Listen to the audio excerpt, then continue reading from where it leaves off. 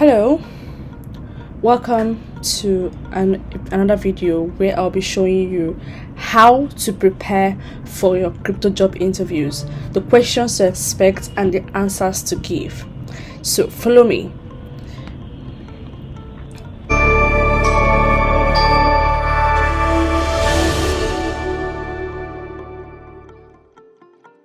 I have some students who I teach about how to get crypto jobs, and they have some questions, and subsequently in those classes I give them an answer or give them a guideline or coaching on how they can go about those things.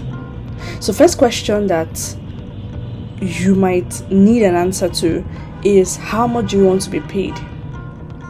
Now you should tell them that you understand that they have a fixed amount already for the role. Sometimes some of those job descriptions would actually put in like a how do I put it now, the salary expectation that they're planning to pay, like a range, the range of range that they plan to pay you. So what should you do? You look at the range and you can tell them, or you can tell them to, you're willing to work, you want to hear how much they are willing to pay. But before this thing now, you should get an idea about the value of the role you are applying for. You can get these things easily. Really, you can get it way easily online. Just browse about your the role you're looking for, and then find out what is the value, what is like general value, and check where you are. You might not be an expert yet at the role, but you're not a beginner. Even if you're an entry person, find out how much an entry person should earn. And then, so it's not, sometimes these questions are not like exactly a tricky question. They probably just want to know what your expectations are, and and how where you place yourself. So this should help you. Ask them what is their own expectations, because nobody goes out to look for a particular capacity of a person without having a range that they are willing to pay the person. So you can ask them back and tell them that you would like to hear how much that they are offering, but then this is your expectation, of which it should come from a place of an understanding of where you are right now in your experience and how much value your role has after you finish researching about it. So the next question is, what should we expect from you? So they ask you, what should we expect from you? Before you have to go for any job, you shouldn't just go for any random job. You should go for a job that you are interested in, and you are learning, you're getting better, you're building your portfolio around it, and so that you already know what you are planning to deliver. Of course, every job description has their expectations, so you should check expectation. What are those things that are expected of you? Can you do them? If you can do them, so you tell them that you can, these are the things that you can deliver in accordance to their expectations of you, or in accordance to the expectations of that job role. Now, number 3, assume the role of Kathy's executive assistant. What should be an appropriate response to this email? Now, Kathy has an assistant, and then Kathy received this kind of email. Hi Kathy, I'm very disappointed that you had me pay for your online course. It wasn't worth my time and my money, and I would like my money back. Sincerely, Kathy. Now this kind of email, first of all, does the company or project have any kind of disclaimer that says non-refundable? That's very important. Are the courses non-refundable? If the courses are non-refundable, then you tell the oh, I'm very sorry that we didn't meet your expectations regarding this course, but we would like to offer you a voucher in our next course. And based on the feedbacks we have on that course, based on the reviews, I believe that you are going to get what more than your money.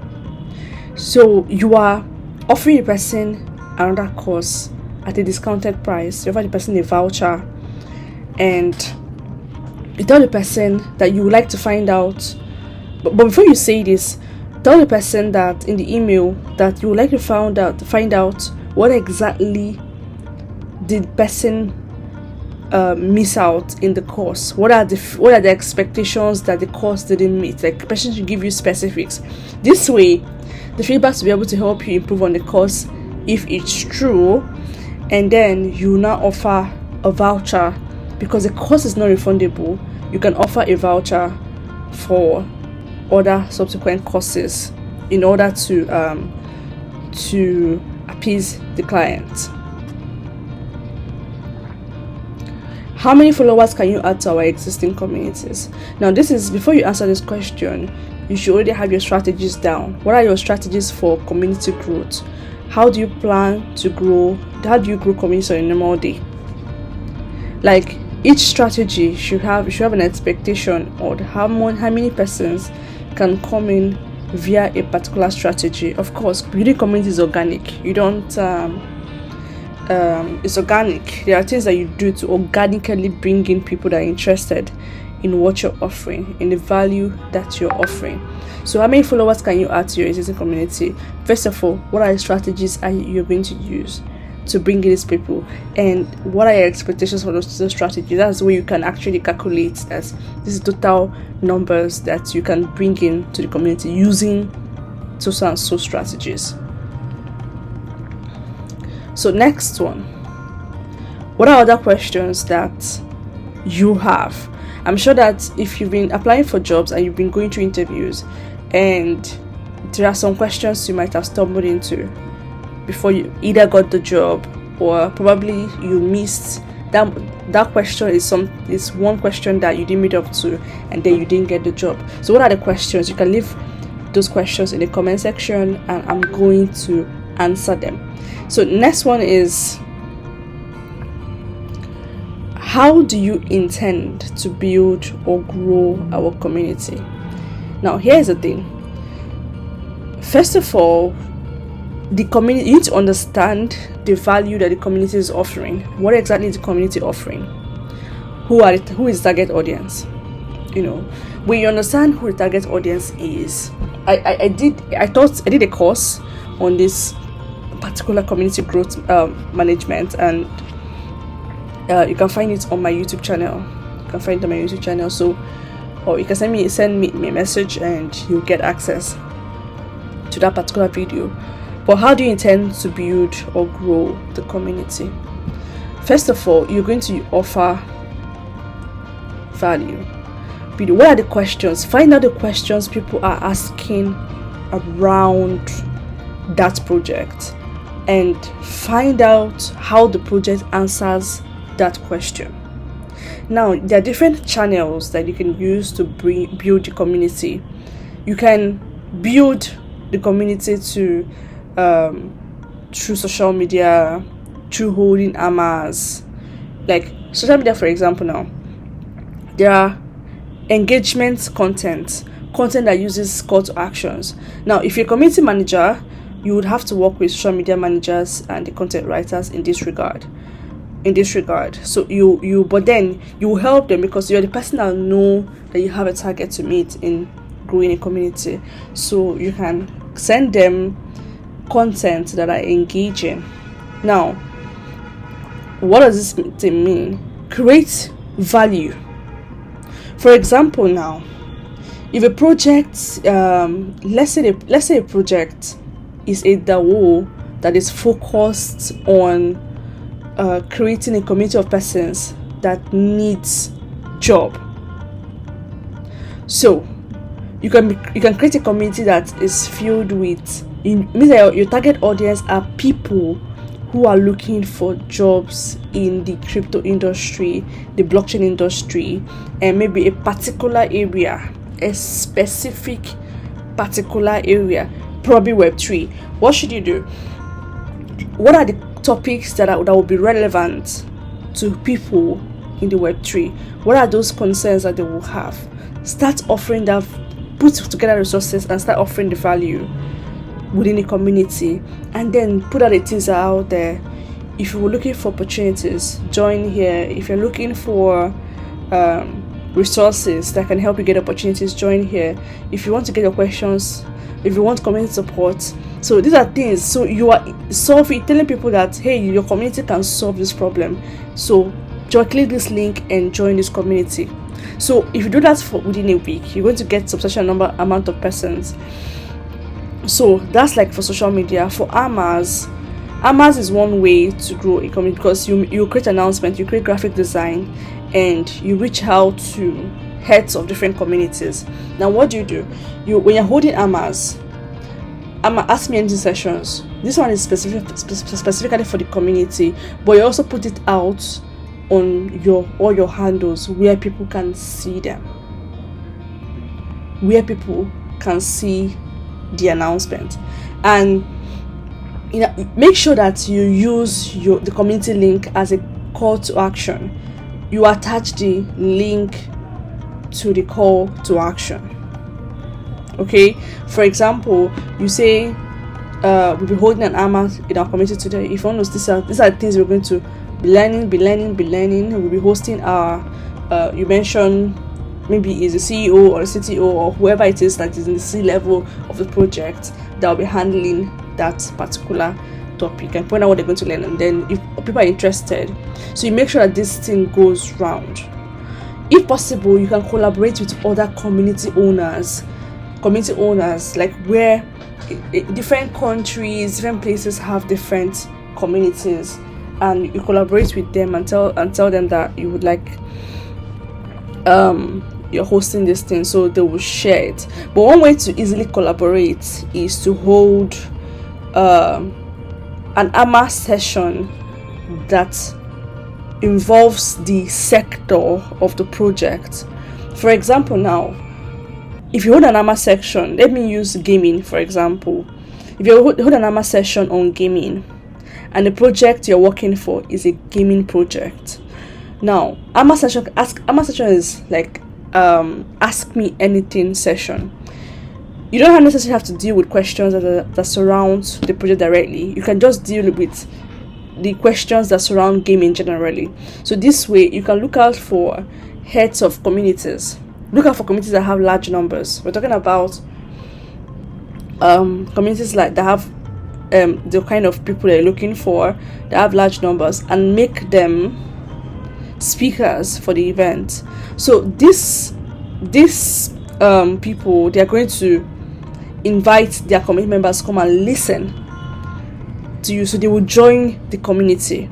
You go online, you post about it, they will definitely and they also engage all their. So like I said, use the link to the community as city everywhere. So as you're inviting people to join in, this is one of like the easiest growth hack for a community. Because people know those people, they want to join in to hear that person talk in the community. So you have more persons. By the time you do this repeatedly, if you do AMA every week, you have substantial number of persons, and then when you attach a price to the AMA, most consistent person, the person that asks the most interesting question or that asks up to 5 questions, will get $50, or 3 persons will get $20 each, something like that. An incentive, people like incentives and stuff. So there are so many ways to make Google your friend. Ask Google these questions and find out how you can grow your community. So post captions that can engage the community so well. Example, you can Google it. There are samples captions everywhere. like a question like, what is the easiest $50 you've ever spent on a project? If you ask it in the community, like in the crypto space, the blockchain space, people like start talking like, $50. Oh, I invested in this project and I was able to get this, get that, get this, get that. You know, you can browse for captions, icebreakers. Like these are, you Google captions, you Google icebreakers, you Google conversation starters. You will see different samples. You tweak them. You know, I always teach my community people in my community that learn to model good examples. So you browse for conversation starters and then you tweak it to suit your community. Then use polls. That is where is gamify headed? What is the future of gamify? You now put it's not going anywhere, it's going somewhere. You know, people are going to engage to pick an option. And I write others. Anybody that chooses others will write something.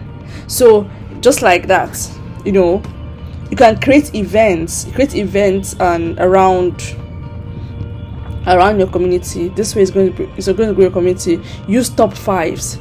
Ask people, what are your top 5 this, top 5 that. You don't give them your own top 5s. Like, this is my own top 5. What are your own top 5s? People are going to be moved to answer those questions, and it creates engagement in the community. So I hope this video was able to help you. If you have other questions, or if you want more clarity on any of the things I talked about in this video, just make sure that you leave your comments in the comment section, and I will definitely attend to you. So see you in my next video. Make sure that you subscribe to this video. Make sure you subscribe to this video. Make sure that you turn on the notification button on so that you always know when we upload videos that will definitely benefit you. So it's all about value first for Valucop Global. Thank you.